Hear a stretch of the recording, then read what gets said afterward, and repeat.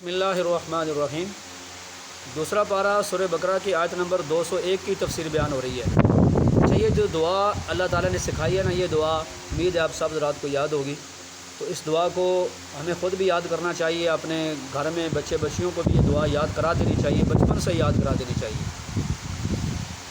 یا جو ہمارے بچے جہاں پڑھتے ہیں تو ان کو کہنا چاہیے کہ جو دعائے حسنہ ہے وہ ہمارے بچوں کو یاد کرا دیں، ٹھیک ہے جی۔ تو یہ دعا دیکھو نا، اللہ تعالیٰ نے خود سکھائی ہے اور فرمایا ایمان والے یہ دعا کرتے ہیں، ربنا آتنا فی الدنیا حسنۃ وفی الآخرۃ حسنۃ وقنا عذاب النار۔ بڑی جامع دعا ہے، بڑی پیاری دعا ہے۔ تو اب یہاں آج کے درس میں آپ حضرات کی خدمت میں یہ بات عرض کرنی ہے کہ اس دعا سے ہمیں یہ بات معلوم ہوتی ہے کہ دنیا کی بھلائی، دنیا کی اچھائی یہ بھی اللہ تعالیٰ سے مانگنی چاہیے، اور یہ توکل کے خلاف نہیں ہے، نہ ہی آخرت کی تیاری کے خلاف ہے۔ بندے کے پاس حلال کا مال ہو، بندے کے پاس اچھے کپڑے ہوں، اچھی سواری ہو، اچھی جوتا ہو، بندے کی صحت ٹھیک ہو اور کھانا پینا اس کا اچھا ہو، یہ ساری چیزیں اس دعا کے اندر آئی ہیں۔ ربنا آتنا فی الدنیا حسنہ، پہلے دنیا، پھر اس کے بعد وفی الآخرۃ حسنہ۔ اور ان چیزوں کو جمع کرنا اور ان چیزوں کے لیے محنت کرنا یہ بھی بالکل صحیح اور جائز ہے، بشرطے کہ انسان اتنا مگن نہ ہو جائے کہ انسان اپنی قبر آخرت کو بھول جائے اور اللہ تعالیٰ کے احکامات کو نظر انداز کر دے، یہ چیز نہیں ہونی چاہیے۔ باقی دنیا کی خوبی، دنیا کی بہتری یہ بالکل جائز ہے، لیکن شرعی حدود کے اندر رہتے ہوئے اور اپنی زندگی کے مقصد کو پورا کرتے ہوئے یہ چیزیں بالکل جائز ہیں۔ یہ بات اس لیے عرض کرنی ہے کہ ہمارے معاشرے میں دو طرح کے زیر پائے جاتے ہیں۔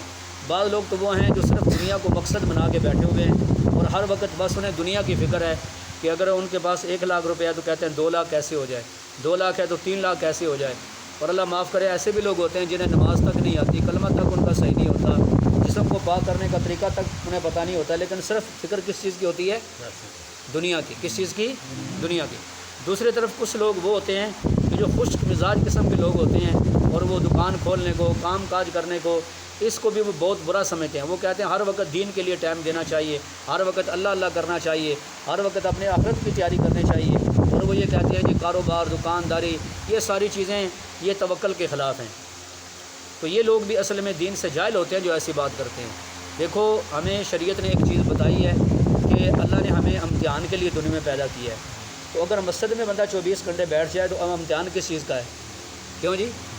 امتحان تو یہ ہے نا کہ آپ دکان پہ بیٹھے ہوئے ہیں اور اب یہاں 2 طرح کا آپ کا امتحان ہے کہ آپ سودا اور دکانداری شریعت کے مطابق کرتے ہیں یا شریعت کے خلاف کرتے ہیں۔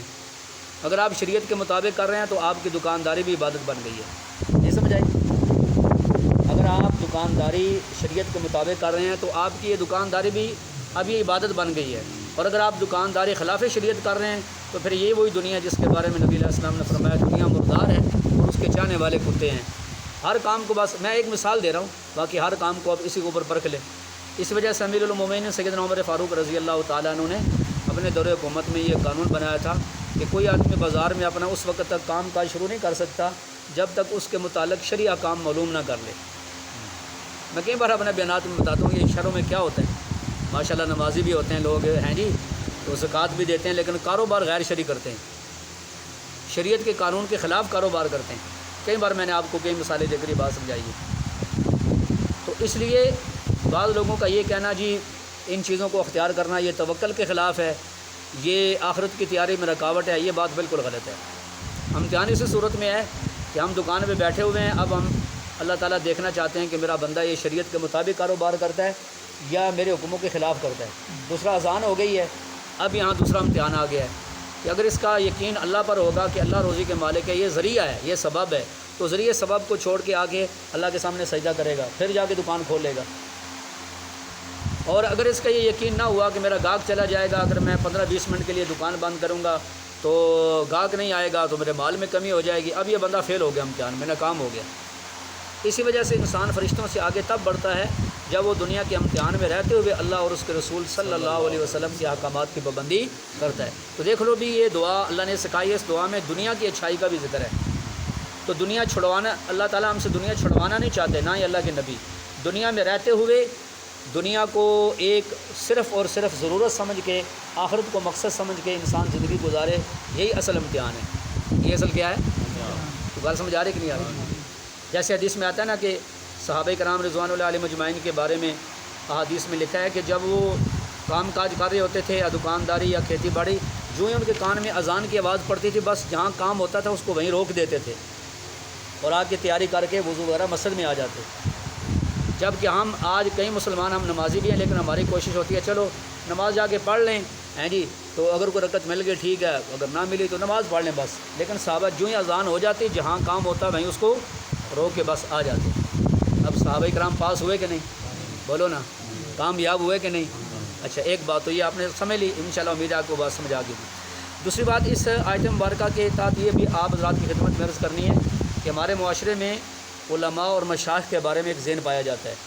جو علماء ہیں یا پیر ہیں، سچے پیر ہیں، سچے اولیاء اللہ ہیں، بزرگان دین ہیں، تو ان کے بارے میں ہمارے معاشرے میں ایک ذہن یہ پایا جاتا ہے کہ عالم دین وہ ہوتا ہے، سچا پیر وہ ہوتا ہے جس کے کپڑے پھٹے پرانے ہوں، اس کی جوتی خراب ہو، اس کے بعد اچھی سواری نہ ہو، رہنے کے لیے اچھا گھر نہ ہو، بس وہ اللہ پر توکل کرے۔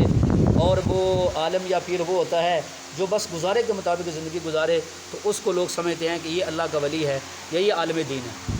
اگر کوئی عالم یا پیر اس کے پاس اچھی گاڑی ہو، یا اس کے پاس خدمت کرنے والے لوگ ہوں، یا اس کے پاس مال پیسہ ہو، اچھا گھر ہو، اچھے کپڑے ہوں، اچھا جوتا ہو، تو لوگ سمجھتے ہیں کہ یہ تو 2 نمبر بندہ ہے۔ بات سمجھا رہی ہے؟ حالانکہ یہ قطعاً یہ نظریہ شریعت کے خلاف ہے اور قطعاً یہ نظریہ صحیح نہیں ہے۔ وجہ اس کی یہ ہے کہ اللہ کے رسول صلی اللہ علیہ وسلم نے اپنی زندگی میں دونوں نمونے دیے ہیں۔ امیر کا بھی نبی علیہ السلام نے نمونہ دیا ہے، اور اس کے ساتھ نبی علیہ السلام نے غریبی کا بھی نمونہ امت کو دیا ہے۔ خود نبی علیہ السلام نے اپنے لیے فقر کو ہی پسند فرمایا، لیکن امت کے لیے فرمایا کہ قریب ہے کہ فقر بندے کو کافر بنا دے، قریب ہے کہ فقر بندے کو کافر بنا دے، کیونکہ اللہ کے نبی کا جو توکل ہے اس کے برابر کسی امتی کا توکل نہیں ہو سکتا۔ توجہ اٹھانا ذرا یہ بات۔ تو اس لیے نبی علیہ السلام نے ایک دفعہ اتنا قیمتی جوڑا پہنا کہ اس وقت کے اعتبار سے اس کی قیمت لاکھوں دراہم کے اندر تھی، اور آج اگر اس کا ٹوٹل لگائیں تو کروڑوں میں جاتا ہے وہ، یعنی اللہ کے نبی نے کروڑوں کا بھی سوٹ پہنا ہے۔ بات سمجھا رہی ہے؟ اور کبھی نبی علیہ السلام کے جسم پر ایک ہی چادر ہوا کرتی تھی جس سے آپ جسم چھپا لیتے تھے۔ تو یہ جو لوگ علماء مشائخ کے بارے میں یہ نظریہ رکھتے ہیں یہ بالکل قطعاً یہ غلط نظریہ ہے۔ اگر کسی عالم کے پاس وہ دنیا کی چیزیں موجود ہیں یا کسی پیر کے پاس، لیکن وہ اللہ اور اس کے رسول کے حکم کا پابند ہے، تو وہ عالم دین ہے۔ اللہ کے ہاں اس کا وہی مقام ہے جو دوسروں کا ہے، وہ پیر اللہ کے ہاں اس کا مقام وہی ہے جو دوسروں کا ہے۔ تو اصل میں ہم لوگ اس نظریے سے دیکھتے ہیں۔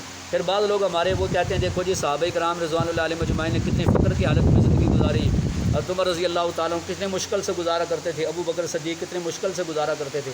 تو اصل میں یہ لوگ صرف ایک پہلو کو دیکھتے ہیں، دوسرا پہلو بیچاروں کو معلوم ہی نہیں یا بیان ہی نہیں کیا جاتا۔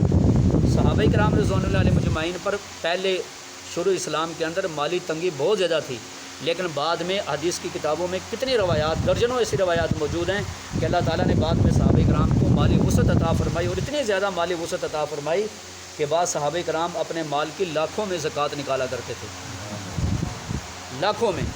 سیدنا عثمان غنی رضی اللہ تعالیٰ عنہ اچھے سے اچھا کھانا کھاتے، اچھے سے اچھا سوٹ پہن کے آپ اپنے دربار میں بیٹھتے، اور اس کے بعد لمبی لمبی نماز پڑھتے، پوری پوری رات نماز پڑھتے۔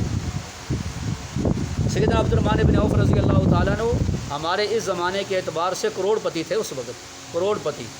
بات سمجھا رہی ہے؟ صحابی رسول ہیں عبد الرحمن بن عوف رضی اللہ تعالیٰ عنہ، لیکن لوگ علماء کو، مشائخ کو، مولویوں کو اس نگاہ سے دیکھتے ہیں۔ یہ انتہائی غلط بات ہے، یاد رکھو یہ انتہائی غلط بات ہے۔ تو اس لیے ہاں اگر کوئی ثابت کر دے کہ کسی عالم نے یا کسی مولوی نے حرام کمایا ہے تو وہ تو حرام کمانا ایسے ہی ہے جیسے کوئی اور بندہ حرام کماتا ہے، لیکن اگر کوئی ہدیہ دیتا ہے، کوئی تحفہ دیتا ہے، یا ان کی اپنی محنت ہے وہ کما کے اگر ان کے پاس انہوں نے مال جمع کیا ہے تو اس میں اعتراض والی کون سی بات ہے؟ امام مالک رحمۃ اللہ علیہ، امام احمد بن حنبل رحمۃ اللہ علیہ کو ایک تاجر 360 جوڑے شروع سال میں دے دیتا، اور یہ کہتا ہے جی آپ نے روزانہ ایک جوڑا پہننا ہے، دوسرے دن اس کو اتار کے صدقہ کر دینا، پھر دوسرے دن دوسرا جوڑا پہننا ہے، تاکہ پتہ چلے مسلمانوں کا عالم بیٹھا ہوا ہے۔ یہ سمجھائیے کہ نہیں؟ ایک تاجر 360 جوڑے حضرت کو پہلے دے دیتا۔ امام ابو حنیفہ رحمۃ اللہ علیہ اپنے زمانے کے فقیہ بھی تھے اور بہت بڑے تاجر بھی تھے۔ جب نماز کے لیے آتے تو اچھا سوٹ پہن کے آتے اور فرماتے کہ میں اپنے رب کے دربار میں کھڑا ہونے لگا ہوں، جیسے ہم کسی عام دربار میں جاتے ہیں تو اچھے کپڑے پہن کے جاتے ہیں، اور رب کے سامنے میں کھڑا ہو رہا ہوں تو مجھے اچھے کپڑے پہننے چاہیے۔ آج کسی عالم نے اچھے کپڑے پہنے تو لوگ اس پر اعتراض شروع کر دیتے ہیں، عجیب قسم کی نگاہوں سے دیکھنا شروع کر دیتے ہیں۔ تو یہ اصل میں جہالت کی وجہ سے یہ نظریہ ہمارے مسلمانوں میں آیا ہوا ہے۔ بات سمجھا رہی ہے؟ تو یہ چیز نہیں ہونی چاہیے۔ تو اصل میں شریعت کے سارے دلائل کو جب بندہ دیکھتا ہے تب یہ چیزیں سمجھ آتی ہیں۔ تب یہ چیزیں جا کر سمجھ آتی ہیں۔ ایک صحابی تھے، انہوں نے بکریاں رکھی ہوئی تھیں اور اونٹ بھی ان کے پاس کافی تھے، مال تھا۔ وہ ایک مرتبہ حضور صلی اللہ علیہ وسلم کی خدمت میں آئے تو ان کے بال بڑے ہوئے تھے، کپڑے ان کے پرانے تھے اور اس طرح خستہ حال میں آئے۔ تو حضور صلی اللہ علیہ وسلم نے پوچھا کہ تم فقیر ہو، غریب ہو؟ نہیں یا رسول اللہ، میرے پاس اتنی بکریاں ہیں، اتنے میرے پاس اونٹ ہیں، میں تو بڑا مالدار آدمی ہوں۔ تو نبی علیہ السلام نے فرمایا اللہ خوبصورت ہے اور خوبصورتی کو پسند کرتے ہیں، وہ اللہ چاہتے ہیں کہ جو مال تمہیں دیا اس کی خوبصورتی تمہارے اوپر نظر آئے۔ بات سمجھ آ رہی ہے؟ تمہیں اپنی حالت اچھی رکھنی چاہیے۔ اب یہ ساری چیزیں موجود ہیں، لیکن لوگ علماء کو، مولویوں کو، پیروں کو اس نگاہ سے دیکھتے ہیں کہ نہیں جی مولوی تو وہ ہوتا ہے جس کے پھٹے پرانے کپڑے ہوں، جس کا کھانا بھی سوکھا ہوا ہو، ہیں جی، اور وہ اچھا بھی کھانا نہ کھاتا ہو۔ اس نظریے سے لوگ دیتے ہیں، یہ نظریہ بالکل غلط ہے، اور یہ جہالت کی وجہ سے ہمارے اندر یہ نظریہ پیدا ہوا ہے۔ دعا فرمائے اللہ تعالی ہمیں صحیح سچے دین کی سمجھ عطا فرمائے۔